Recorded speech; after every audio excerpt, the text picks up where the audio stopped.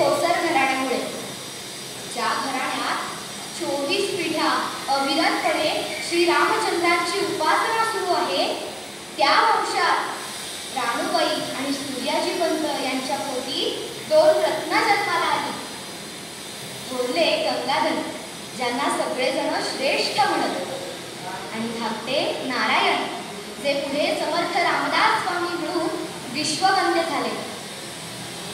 या नारायणानं अगदी बालपणीच रामनामाचा वसा घेतला, पण उठणार नाही, मारणार नाही, घेतला वसा टाकणार नाही, असं वचन द्यायला आणि असं वचन घ्यायला सद्गुरू भेट व्हावी लागते. अहो, सद्गुरूंच्या अनुग्रहानं कोणाचंही जीवन अगदी व्यर्थ आहे. मोरोपंत त्यांच्या आर्येतून सद्गुरू अनुग्रहाचं वर्णन करताना म्हणतात, सद्गुरू अनुग्रहाविना विघ्ने व्याकवाकडे काय, शुभ सांगे भागविला, शुभ सांगे भागविला, कृष्णे वामनलाकडे काय.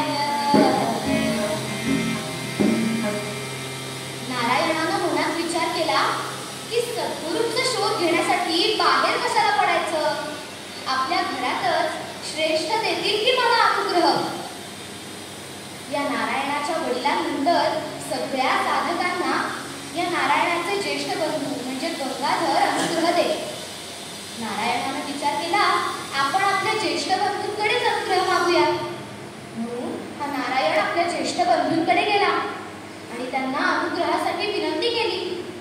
पण तेव्हा श्रेष्ठ म्हणाले, नारोबा, अरे अनुग्रह म्हणजे काही खेळ नाही.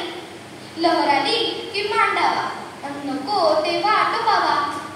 अरे अनुग्रह म्हणजे विश्वात नाचलेल्या षड्विकारांचा, वासनांचा आणि अज्ञानरूपी दैत्यांची झुंजणं आहे.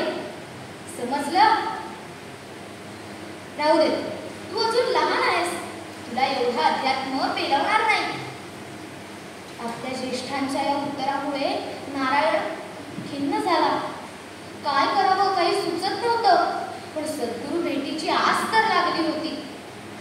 काय करावं या विचारात असताना हा नारायण गावाबाहेरील मारुतीच्या देवळात आला.